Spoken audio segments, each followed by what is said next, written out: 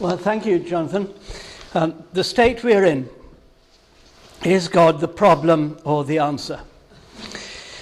My answer is going to be that bad accounts of God make things worse, but better accounts of God are better than no God at all. So that's where I hope to end up. By the state we're in, I'm referring to the growing indications that modern Western society is becoming more anxious, more cynical, more dissatisfied. Gone is that confident sense of progress that characterized the 1960s and the 70s. Instead, we are ill at ease, thrashing about looking for scapegoats to blame: immigrants, scroungers, the European Union. The opinion polls indicate that whoever wins the general election will be unpopular.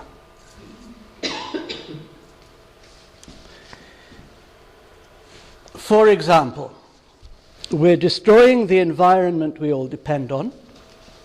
Climate change, extinctions of species, soil erosion, pollution. We've known about these for 40 years. We've agonized about them, and we're still making them worse. What is it about us that makes us destroy our future? The polarization of wealth. The rich get richer and the poor get poorer. This also has been happening consistently for 40 years. Recently, it's been speeding up. Most of us don't like it, but it carries on. Why? The growing fear of terrorism, and with it militarization. Gone is the earlier sense of international cooperation to produce a more peaceful world. Now, we are more fearful, more inclined to bomb others to make sure they don't bomb us. This evening, I'm not going to produce all the answers, I'm afraid. You'll have to wait till tomorrow for that. Now, what I'm going to do is dig deeper to ask, why have we given up expecting answers? What would persuade us that there are answers and we really need to find them? The focus will therefore be on moral philosophy and in particular God as a moral authority. Come and join us.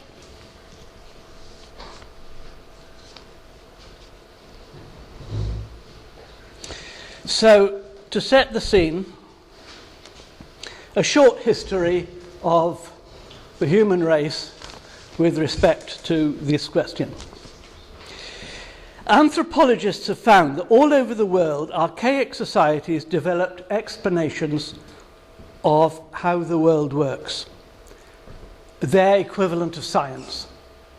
Because life is not only complex but also full of meaning and value, they thought the forces of nature expressed minds with intentions and purposes. This means their understanding of how things work was integrated with their understanding of the meaning of life and what they ought to do.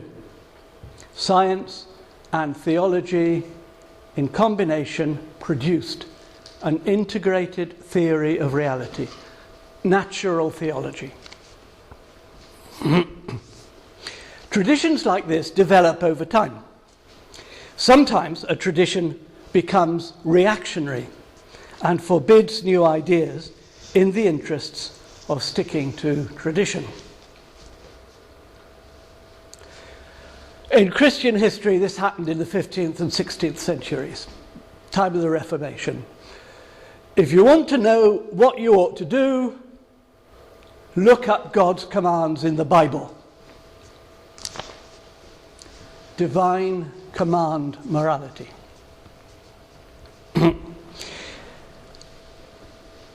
The Enlightenment reacted against it, back to ethics being based on what people are like. However, they had to contend against divine command morality. So keep God out of it. The big questions of state and society should be kept separate from religion. secular modernism. By separating off religion, secular modernism found that it had deprived morality of any grounding. Postmodernists and relativists point out that secular modernism offers no way of deciding what we ought to do. Right, most of what I have to say is going to describe these four options in reverse order. Postmodern relativism, secular modernism, divine command, and natural theology. Now, all these terms mean all sorts of different things. I'm not going to define them. All I'm going to use them for is to use the bits relevant to the question about God.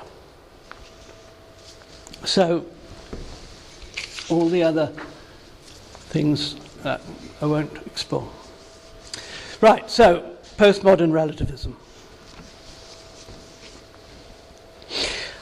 The logic behind value relativism goes something like this. If there is no God, only humans create values. And only humans use reason. Since there is no moral authority above humans, we can never stand above the disagreements and judge one right and another wrong. There's no way of measuring them against each other. So, that means they are incommensurable. They can't be measured. If you say something is wrong, all you mean is that it is wrong relative to your values.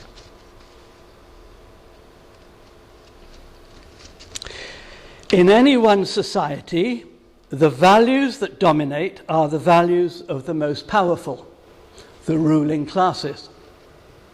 The disadvantaged, the excluded, and the oppressed usually have different values which are not so well publicized, but are just as valid as the values of the ruling classes. In the 1980s, when the ruling classes in America were taking seriously the prospect of dropping hydrogen bombs all over Russia, feminists replied, "Your account of reality, your account of truth and goodness, is just one of many. Ours is just as valid as yours." Just as valid because all value systems are relative. The trouble is, by playing the relativity card, they cannot claim any more than equality. Not having a nuclear war is just as valid as having one, but then having one is just as valid as not having one. And so on. Come in, David. There's a chair here. The people who live in rainforests want to keep them as they are. Developers want to cut them down. We think young girls should get a school education. Boko Haram think they shouldn't.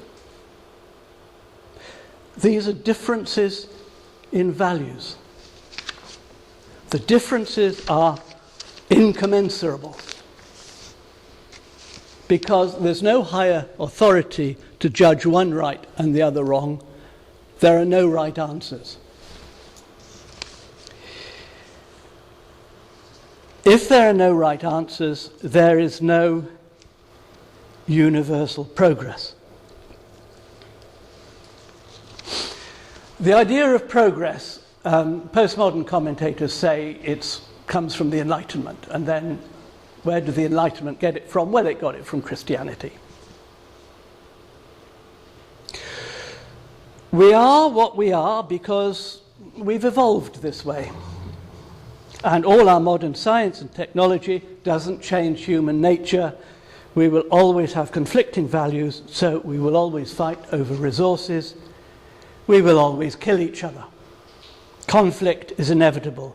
Justice, the way things ought to be, is simply a concept representing the interests of the most powerful classes. That's all justice is. Well, there you are. If this is right, the outlook is pretty gloomy. I would guess that most of us don't go all the way with it. Let me ask you this. IS captures Christians in Syria or somewhere. They get the cameras out. They behead these people. And then they broadcast the events, the beheadings, for all to see. They think they're doing the right thing in their society.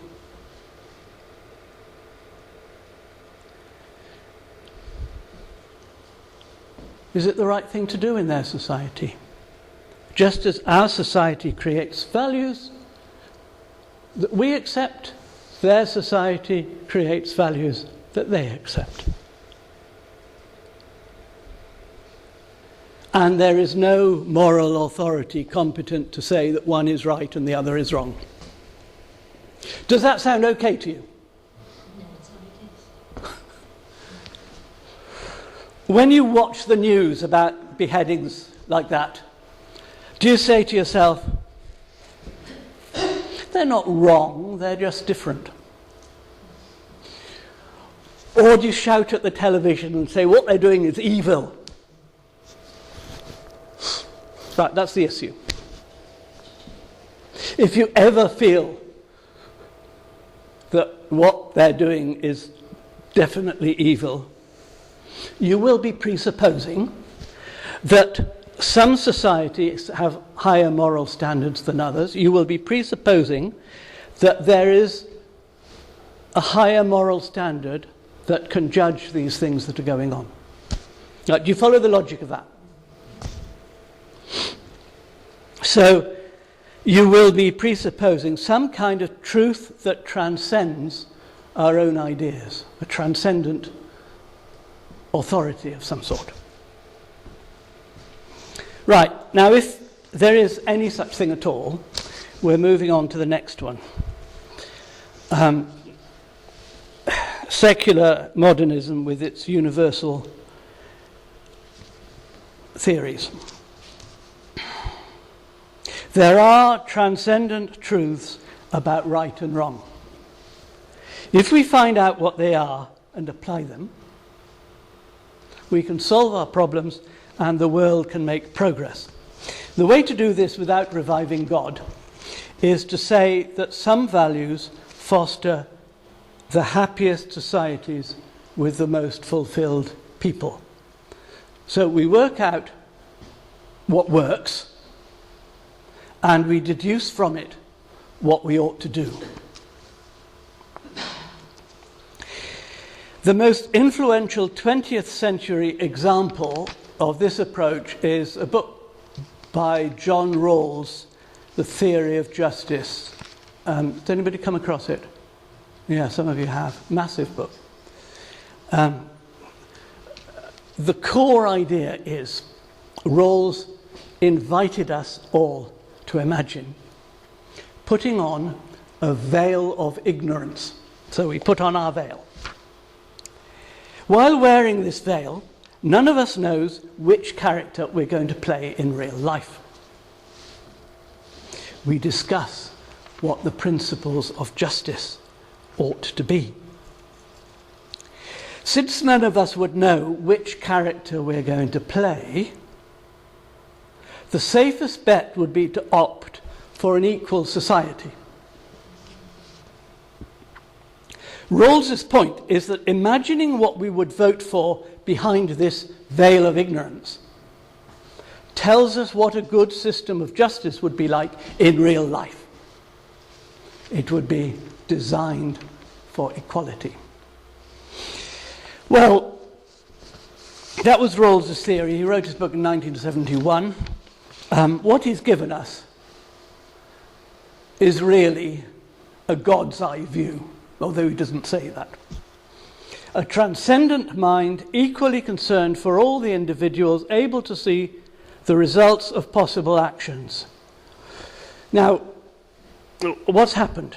What's happened is that when early modern thinkers, round about the 17th century, 18th century, began to detach their theories of morality from God, they could no longer appeal to a transcendent mind who knows everything, sees what we're all doing, and judges it from a perspective that cares for all of us. Because they were detaching all that from God, so there was no such being. If they had taken that away without providing any substitute, Europe would have jumped straight from the religious wars of the 16th and 17th centuries to the postmodern relativism where there are no right answers at all. Instead, they did find a substitute.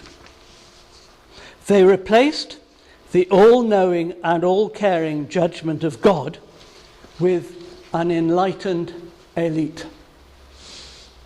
We, the educated classes, are, between us, finding out about everything and improving the conditions of human life. We know what is good for people. Social engineering. This tradition has a great many positive achievements to its credit, most obviously science and technology. However, it is also responsible for imperialism, racism, communism, capitalism,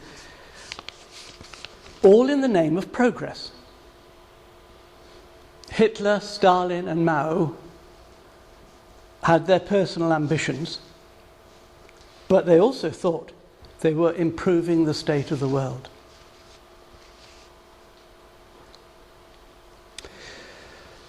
When the knowledge and benevolence once attributed to God got transferred to the educated classes and then got transferred to the ruling classes, it unleashed unprecedented activism, which achieved both good and harm. Well now, strip them of their divine attributes, and what's left? Being humans, they cannot assess everything. Being a small proportion of humanity, they have vested interests. So the postmodern relativist critique is right after all. Secular modernists are just expressing one way of looking at the world, one set of values, even if they know exactly how to make us all live longer with less illness. The facts are one thing, the values are another, and as we all know, in the Islamic world there is rising hostility to Western values. If the superiority of Western values is only based on Western judgments, then the relativists are right. There is no higher authority competent to judge between our values and anybody else's values. Have you followed that? Does that make sense? Right. So where does this leave secular modernism? The good news is it should be possible to establish universal agreements about how to resolve our problems. If everybody abides by these agreements, we can make progress. The bad news is that those agreements will be human constructs. That's all. They will only be authoritative for those who choose to accept their authority. Whereas postmodern relativism denies that there can be a transcendent morality, secular modernism tries to find one but can't.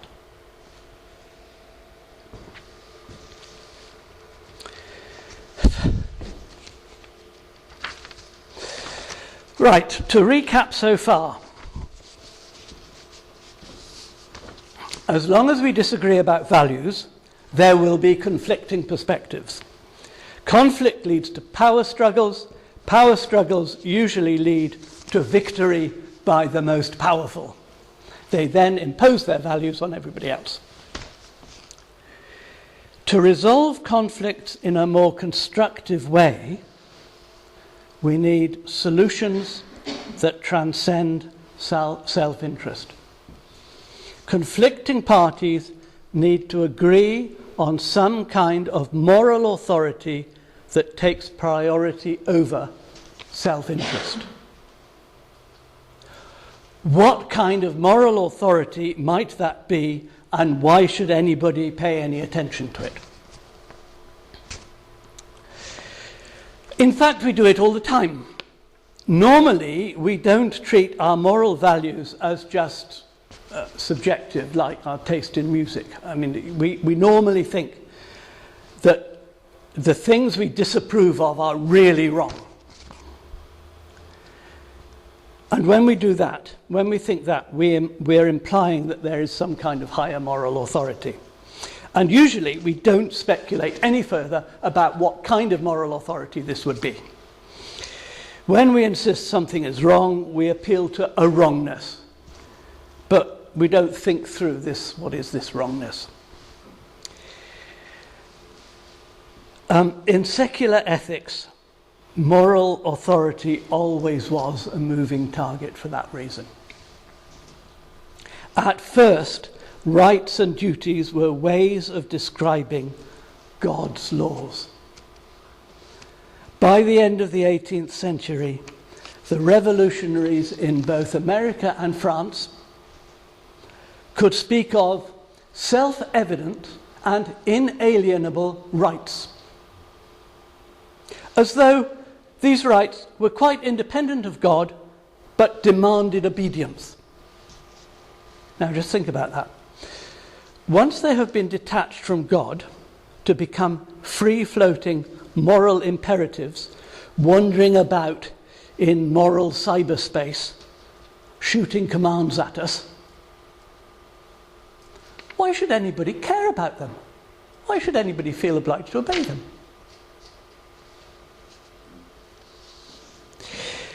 As long as they were God's laws, it was possible to draw on other theories about God to provide an account of why we should obey them.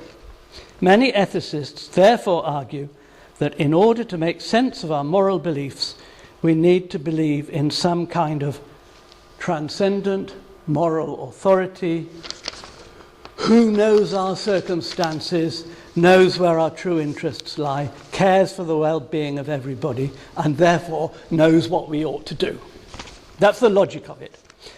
And it sounds like God, so if you don't mind, I shall call it God. Now, what I want to do is move on to God. Are you happy so far? I mean, does it make sense so far? Right. Well, now then. So I'm going to start talking a bit more about God now. How do we find out what God thinks we should do? Among moral philosophers, the belief that morality needs some kind of authority like God is usually described in the textbook, in the philosophy textbooks, it's usually described as divine command morality.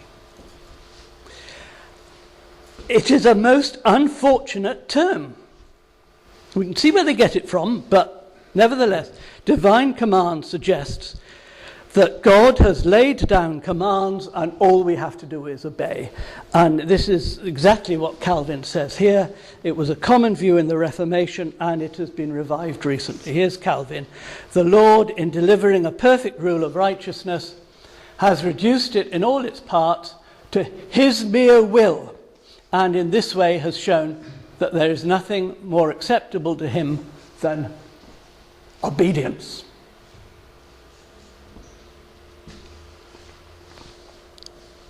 Where do we find God's commands? For Protestants, the Bible. For Roman Catholics, the magisterium has authority to interpret the Bible. For Muslims, the Quran and Sharia law.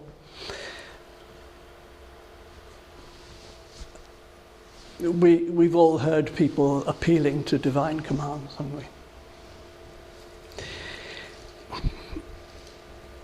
In practice, this has had disastrous effects. If you know what God's commands are, and they're written in a divinely given text, then it follows logically that those words transcend any interpretations or modifications any mere humans propose. You convince yourself that you're not interpreting them at all, you accept them as certainties, and so it follows that anyone who doesn't accept them as you accept them is just plain wrong. You don't need me to tell you the results. People put to death for their religious beliefs. Crusades, jihad, suicide bombers. Here in the UK, all those campaigns against one thing or another because of some text in the Bible, female headship, gay and lesbian sex, there's always been something. Religious rhetoric is full of excessive certainty, and anti-religious rhetoric is full of claims that religion causes wars, which it did for a while, for quite a while. It did then.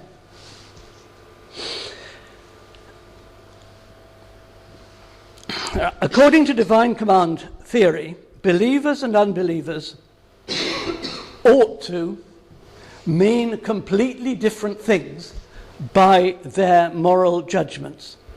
Unbelievers disapprove of murder because it kills people. Believers disapprove of murder because the Bible forbids it. And so on with every moral command, right? Or at least every command in the scriptures you accept. The Christian reason is the biblical reason. For over a century now, there has been a tradition of Christians teaching that there is no point discussing moral issues with non-Christians. First you convert them to Christianity, and then, only then, do you have a shared basis for working out what the Bible teaches on any issue. So, if unbelief leaves us without an authority on right and wrong, divine command leaves us with too many authorities, all offering certainty but commanding different things. Far from resolving our disagreements, it inflames them. So that's three of the positions I outlined. I now want to turn to the fourth one, natural theology, which is the one I prefer. I'm going to have to explain it a bit. To retain God as the ultimate moral authority, but to discover what God wants us to do using the methods that are typical of public debate among unbelievers as well as believers.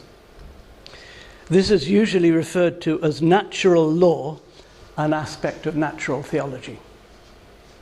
So, the general point of natural law ethics is that we derive our moral norms from observing the way things are in nature. However, the best known tradition of natural law ethics is Roman Catholic casuistry, and it interprets nature in very specific ways, and it's not the position I hold, so I'm not going to be focusing on that. My sympathies are more with those who believe that right and wrong are more variable than sets of words can express. God gives us reason and conscience to judge some things right and others wrong. Unbelievers as well as believers have reason and conscience. So unbelievers and believers can respond to the same events with the same concerns, the same emotions, the same arguments. Most of the time, I think this is what's actually happening in practice. But is it Christian? And where does it leave the Bible? Actually, it characterizes the overwhelming majority of the Christian tradition. There was a debate about it in the 2nd century when the Gnostics argued that human reason completely deceives us. But the Catholics won that with their emphasis on accepting reason, and that view prevailed until soon before the Reformation. Then it died out again with the Enlightenment. With the 19th century split between religion and society, religion against science, all that, end of the 19th century, then churches once again reaffirmed divine command morality. And most of the churches today, that's exactly what they've inherited. So it lies behind an awful lot of recent debate in the churches. You have with you the leaflet for the next lecture in this series, Linda Woodhead. Linda Woodhead is the brains behind the Westminster faith debate. She did a series of YouGov surveys, which basically shows that very few religious believers accept the authority of their church leaders. Very few. In the first study, it worked out at 9%, and most of that 9% were either Baptists or Muslims. Anglicans were about 1%. But that, yes, well, quite. Roman Catholics, 0%. So anyway, she can tell you more when she comes. But the point is that despite all the official church teachings of what we believe, actually, most people don't go along with divine command morality. They think for themselves. Now, what about the Bible? Isn't the Bible full of commands by God? Well, in the middle of the 20th century, there was a group of scholars who claimed just that. The biblical theology movement, God lays down commands without giving reasons for them. Our job is to obey without asking questions. Today, most scholars think that although some texts read like this, the Bible as a whole is much more varied. Many commands in the Bible come with reasons or appeal to natural law. And I put in this here, one of the classic texts. Now, this is, the city of Sodom is very sinful, and God has decided to destroy the whole lot. And Abraham argues with him. Will you indeed sweep away the righteous with the wicked? Suppose there are 50 righteous within the city. Will you then sweep away the place and not forgive it for the 50 righteous who are in it? Far be it from you to do such a thing, to slay the righteous with the wicked, so that the righteous fare as the wicked. Far be that from you. Shall not the judge of all the earth do what is just? God assents. God gives in. But then Abraham negotiates him down until the number of righteous Sodomites goes down from 50 to 10. Abraham rubs God's nose in the fact that divine command doesn't make it right. Well, now, that's just one text. There are lots of others we could quote. But for Christians, probably the best exemplar of natural law ethics is the teaching of Jesus. According to the Gospels, Jesus taught mainly through parables. The parables make their points by appealing to well-known features of society. A father trying to persuade his sons to do their share of the work, a woman looking for lost coin, seeds growing on the farm where you don't want them to, all this sort of thing. Right. So what's happening is his opponents quote scripture at him. He replies by appealing to what ordinary people can recognize from their own experience of life. That's natural law ethics.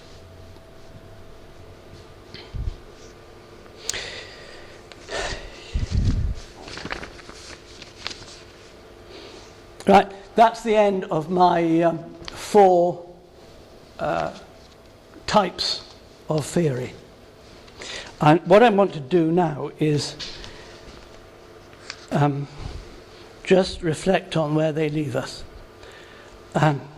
Postmodern relativism seems to me to be at the root of the cause of our present inability to solve our big problems, with its constant refrain that there are no right answers. So what happens? How do we end up? Well, we end up with the power struggles all the time. Divine command morality institutionalizes conflict. So I want for a moment to reflect on how the other two compare with each other. Secular modernism and natural theology. They are similar in many ways. Both think that there really are right answers. Both think universally the world can become a better place or a worse place depending on what people do. Both think that in order to find the right answers, we learn about the world and about the similarities and differences between different societies. Both use their emotions and empathize with other people. The difference is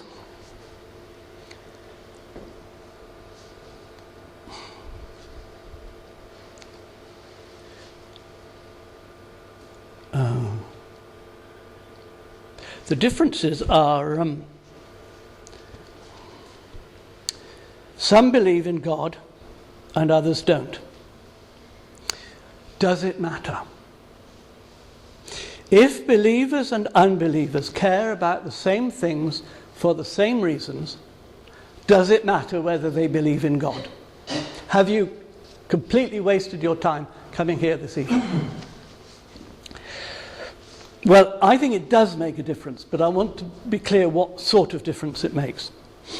When we judge that something is right or wrong, we presuppose that our moral judgments are meaningful. They mean something. When I hear on the news that somebody's been guilty of, let's say, sexual abuse, I think it was wrong. I don't spend my time logically deducing my moral judgment from my ultimate moral principles, step by step. Most of the time, when we make judgments, we don't think them through logically. But if they have any meaning at all, there must be some logic behind them. There must be some justification. This, I believe, is how natural theology adds to our moral judgments, how it adds what secular theory lacks. Both want to make the world a better place. Both look at the statistics of greenhouse gases, food banks, refugees, and say we must find ways of improving things. But believers can have more of a logic behind what they're claiming, if I can put it that way. So one way of putting it is to ask how they resist the claim of the relativists I began with. Relativists argue that there is no right answer. Some people really don't care whether we destroy the planet, and their values are just as good as anybody else's. Natural theologians reply that there is a right answer, and it is the right answer of an authority wiser and better than the human mind. Logically, this puts relativists and natural theologians on a par. There is a God, there are right answers. There isn't a God, there are no right answers. All depends what you believe in God. The secular modernists fall in the gap between them because they want to have the right answers without God, and that's the problem.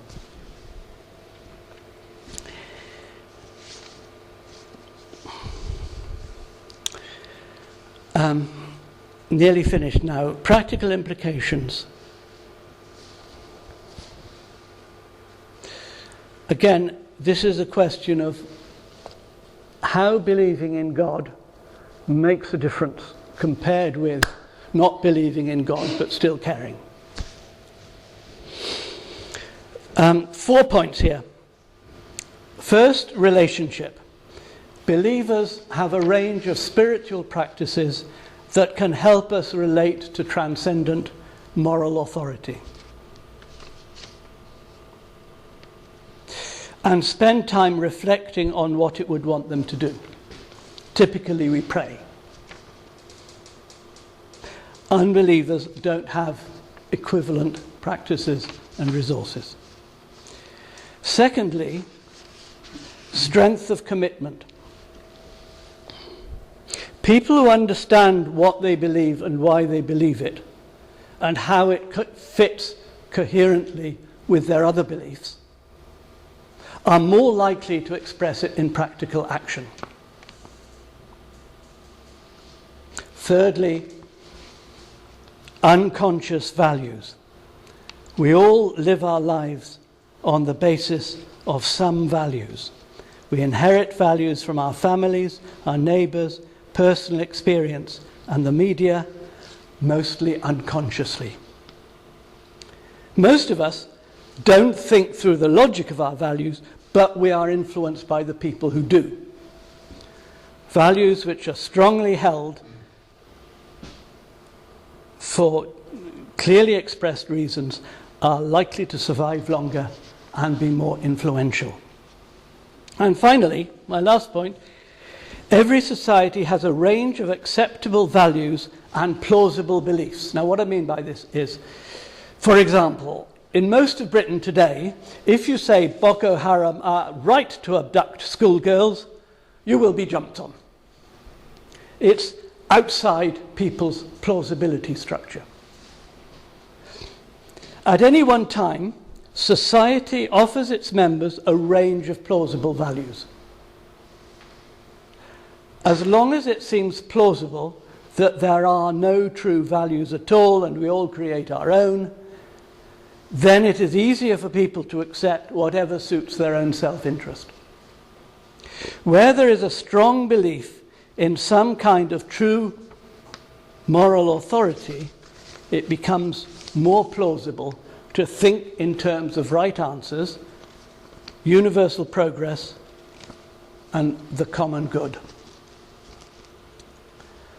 Just to take one example, this church hosts a food bank on Thursdays. One reason that nearly all food banks are run by churches. Why is that? Well, one reason is that Christianity has always had a commitment to feeding the hungry.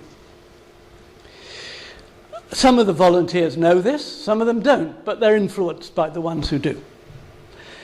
In Britain as a whole, the goodness of feeding the hungry is a plausible value. But there are competing plausible values, like they only turn up because the food is free, or having some people starving is a fair price to pay in these times of austerity, or whatever. You know, we know there are people with different values. The competition between these values is a major influence on what happens. So let me now just say a few words of summary. Society faces a number of major issues. We are failing to respond constructively. One reason is that we have no agreed method for judging between conflicting preferences. It's a question of moral philosophy, I have classified the many different positions into 4 types. Divine command morality, instead of resolving the conflicts, inflames them. Secular modernism saws off the branch it's sitting on. This leaves 2 logically defensible positions. One is that there are no right answers at all. We humans have evolved with instincts. We do what we feel like doing, just like cats chasing mice. We also invent ideas of right and wrong, but these are merely fictions of the human mind, and anyway they contradict each other. The other option is that there are right answers. We humans have not just instinct, but reason and conscience. We are able to judge that some states of affairs are better than others. To say that a judgment is correct is to say it agrees with a higher moral standard, a higher truth, an authority that transcends human judgments. Yesterday, here at St. Bride's, in our prayers, we used these words. Imagine knowing that despite our doubts, weaknesses and mistakes, and with our suffering, we are held in God's relentless love. Imagine a world of people knowing their oneness with creation. We can imagine that, or we can choose not to. This evening, I hope to have shown how big the stakes are. Thank you.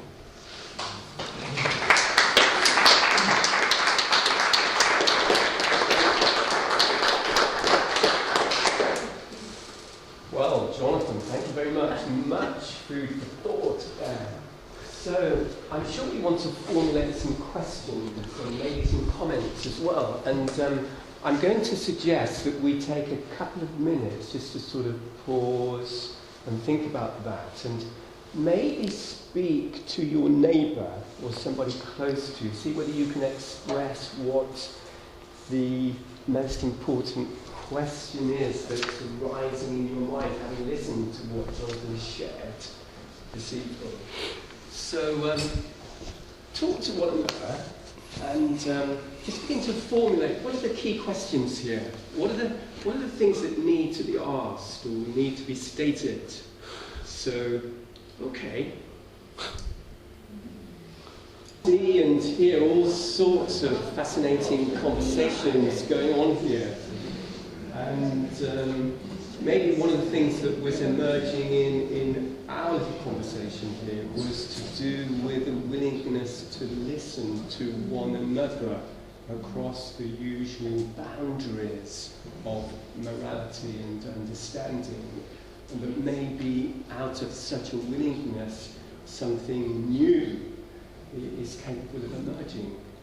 But I'm interested to know what questions you have that we can direct them to Jonathan here, or if you want to share some inspiration on the matter, that would be most welcome too. So who's going to be first? Bill, I think. I want to say thank you very much for the resident theologian. That was so good to be here. When you concluded with the prayer that we used, as we said, on Sunday morning, imagining just before you said that, I was thinking of a book that Jonathan Sachs wrote 2 or 3 years ago.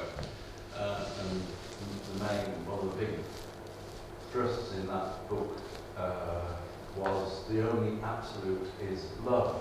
And that kind of connected with the prayer that we had. So I suppose, and we were talking about this today in Tona, what would the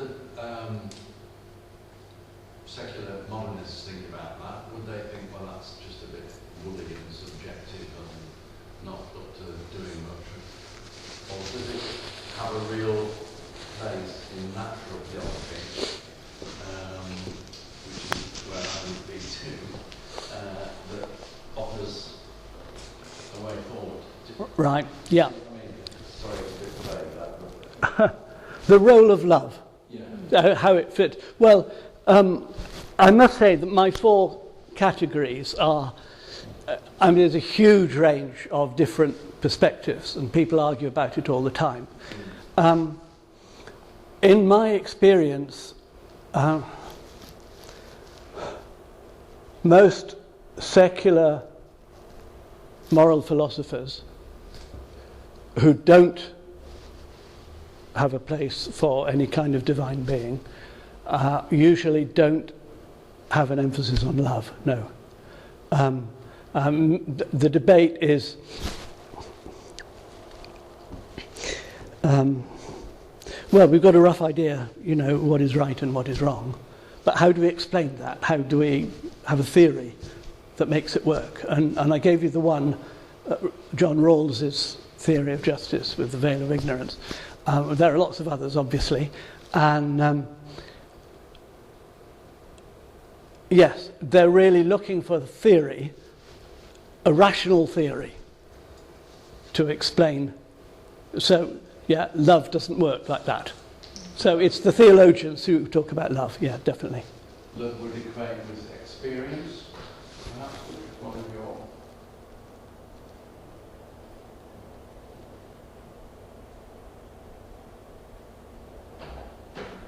I'm just thinking about this. I think where it would come in would be situation ethics.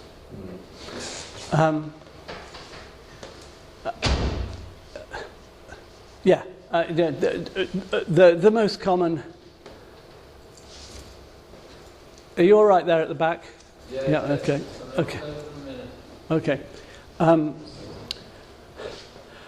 Most secular theories of morality are the 3 traditional ones from the 17th century onwards are usually summarized as rights, duties, and goals.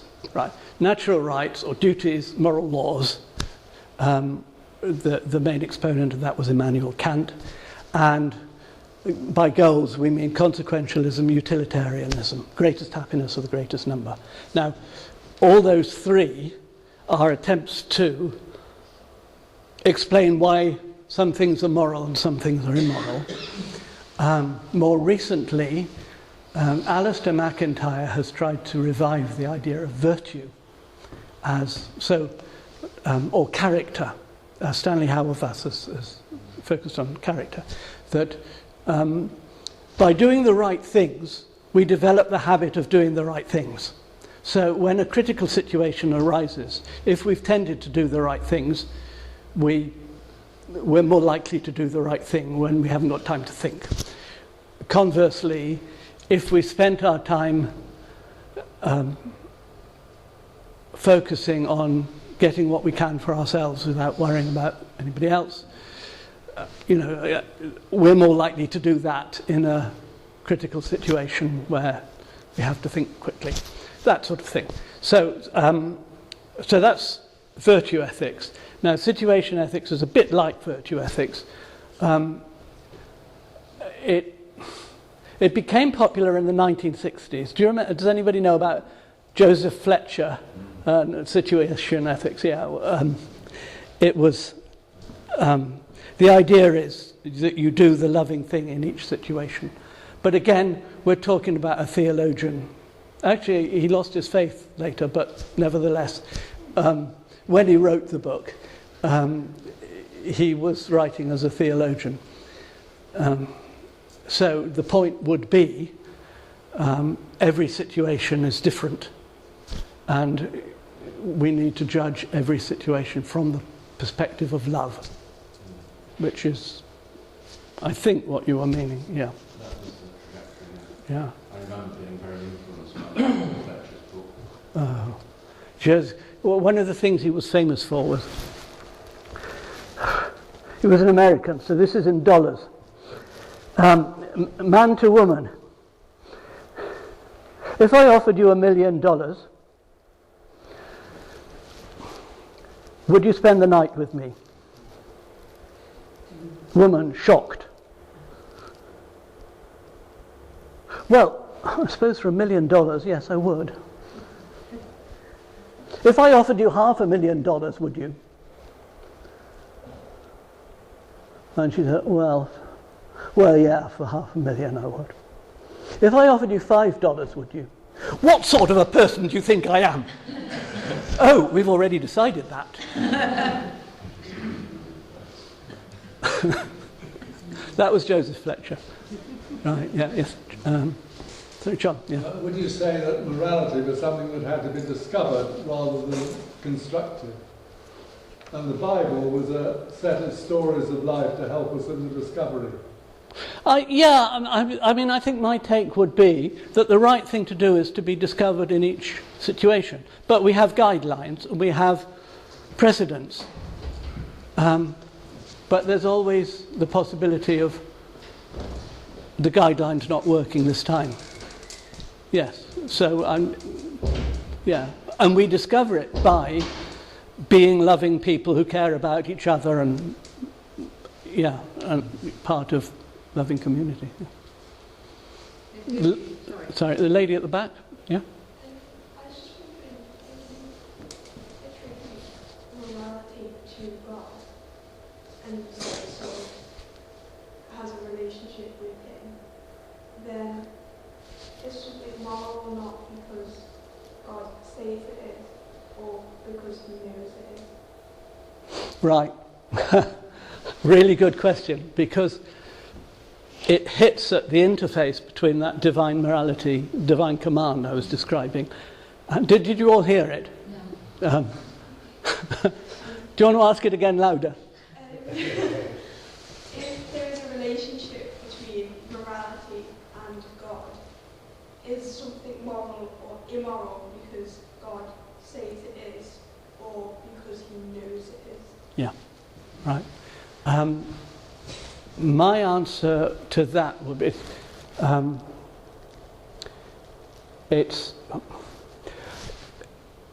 I have just talked about God as moral authority, and if God is just a moral authority and nothing else, then why should we obey this moral authority? That's the question still, right?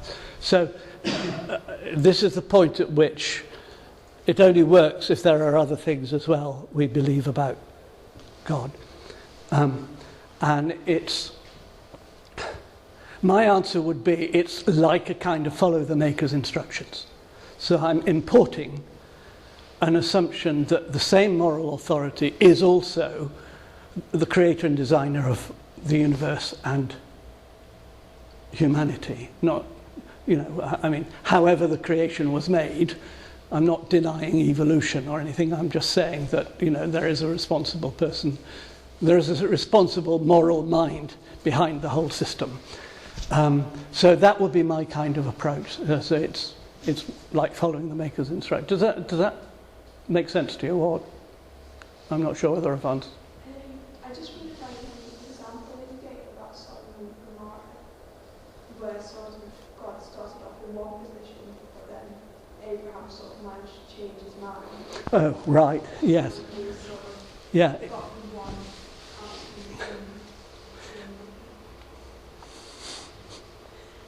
to Maybe I shouldn't have used that text. Right. It's one of the oldest texts in the Bible, and some of the older texts we are really seeing a bit of uncertainty as to what kind of God we believe in anyway in the biblical text. There's a similar question. Are you happy about me carrying on with this? Because this is quite interesting. There's a similar question that's in all the textbooks of ethics in philosophy departments, and it's from Plato's Euthyphro. Does anybody know about Plato's Euthyphro? Right, I'll tell you. He's a deliberately crazy character. He's on his way to prosecute his own father, whom he dearly loves, for murder. His father accidentally murdered somebody that nobody liked. It was all an accident, and. But Euthyphro feels that it's his duty to prosecute his father because the gods would accept it. This is what the gods demand.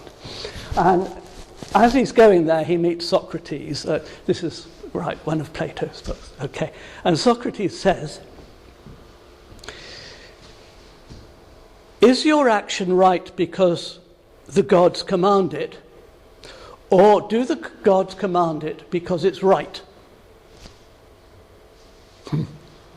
Now,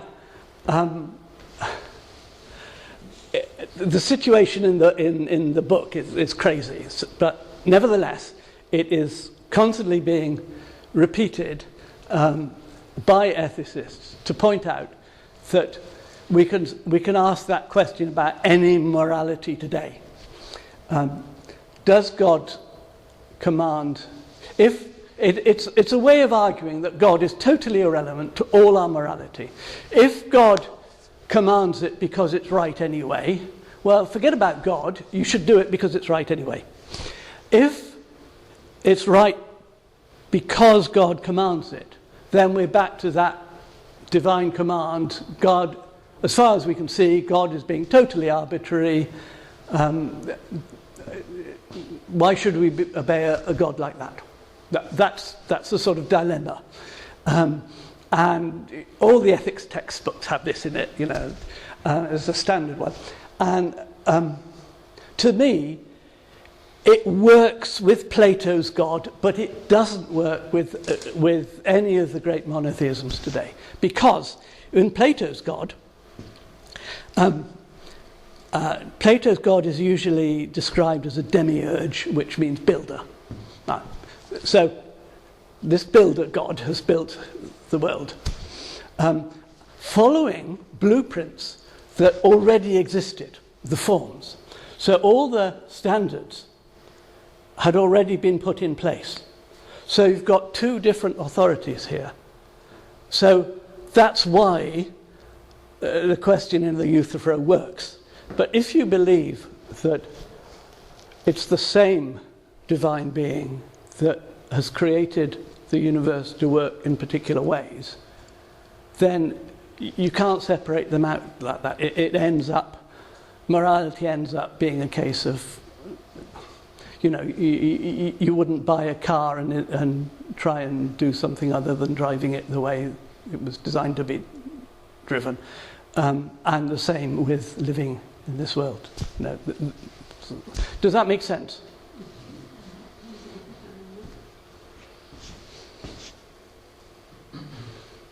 Yeah.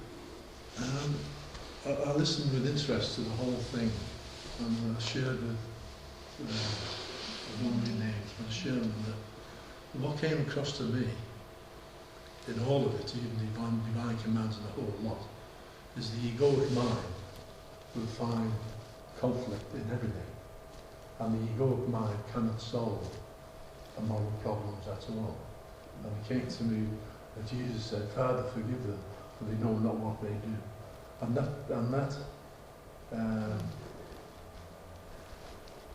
divine command, the ego even gets in there. There's all kinds of interpretations. There have been wars in the past over. There's still arguments. There might not be wars now, but there's still arguments about interpretations of what it says. But the other thing that came to me is the command of Jesus, the two which would solve everything. Thou shalt love the Lord thy God with all thy heart, with all thy mind, with all thy strength. Thou shalt love thy neighbour as thyself. If we follow that, it's getting into from the egoic mind to a higher consciousness, to a higher conscious mind, to a God mind. It seems a bit right. Yeah, I think. Yeah. Obviously, if you don't believe in God, you don't have to pay any attention to what Jesus said if you don't want to. I think there's when you talk about higher consciousness, I haven't explored this as much as I'd like to, but there's a kind of history of the human mind that I think applies to these things. I mentioned that a long time ago, in the 2nd century, Christianity fell out with itself over whether the human mind was created by a good God to be reliable, or by evil gods to deliberately fool us about the nature of reality. And the Catholics won that one, that actually it's a good God who tells us about the nature of reality. And yet the suspicions, the sort of a much more negative approach arose round about the time of the Reformation debates, and Protestants and Catholics alike. The people who defended the importance of reason in the 16th century were the Socinians, the forerunners of the Unitarians. And what happened to them was they kept getting expelled from one country after another. They spent most of their time in Poland, but they kept having to move because their views were unacceptable. But most of the time, well, after that time, then the Enlightenment begins, otherwise known as the Age of Reason. Reason is important. And what we get then is kind of the pendulum swings to the other extreme. So that before the Enlightenment, because of what we believe in God, we could trust that our minds work well enough. They don't completely deceive us. Afterwards, whether there is a God depends on whether our minds can work out that there is a God. So, by the end of the 18th century, people were saying, well, we haven't got enough evidence that there is a God at all, therefore there isn't one. So, the role of the human mind had got greater and greater. So, at first, it was faith in God that justified the human mind, and then later on it's the human mind that justifies or doesn't justify the existence of God. It's sort of gone on its head. And then, middle of the 19th century, we get Charles Darwin. Oh, we've evolved out of other animals. And he gets, I can't remember the exact words, but he, in one of his letters he says, would anybody have any confidence in the ideas of a monkey's mind, if a monkey's mind has any ideas? And so ever since then, there are, evolutionary biologists arguing that actually the human mind doesn't know much at all. We're just glorified chimpanzees, John, did you have your hand up? No? No? Okay. Anybody else? Or are we done?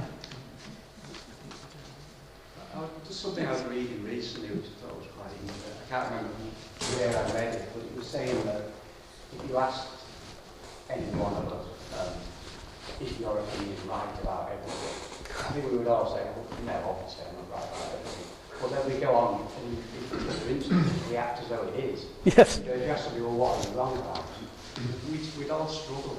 And I think that comes back to the point about listening to each other and allowing different opinions to compete. Personally, I think the biggest problem is not, that you mentioned near the end, is like postmodernism and the lack of an objective criteria, I suppose, for judging what's right and wrong. I think the problem is when a particular truth or set of truth becomes overly dominant in society.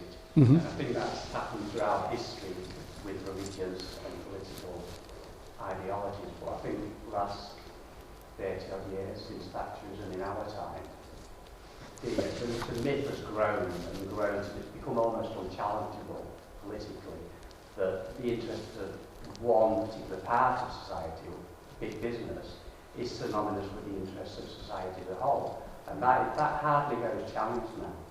And I think it's just become so dominant, so hegemonic that people hardly question it anymore. Mm-hmm. But if you look at it more deeply, or you look back in the past, it was recognised big business was an interest group within society, one that had to compete with other interest groups, small businesses, trade unions, religious groups. Yeah. Well, that one, and on a worldwide scale too, that one interest group has become such a dominant force now that I think that is the root cause of the growth of inequality, poverty, environmental destruction, all that flows from that really. Thank you, Tony. Yeah.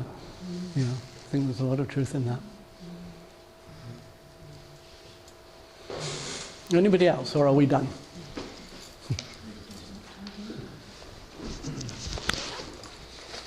Okay. Well, Jonathan, you have given us so much to think about. So yes, we will show our appreciation, Jonathan. Thank you so much for speaking.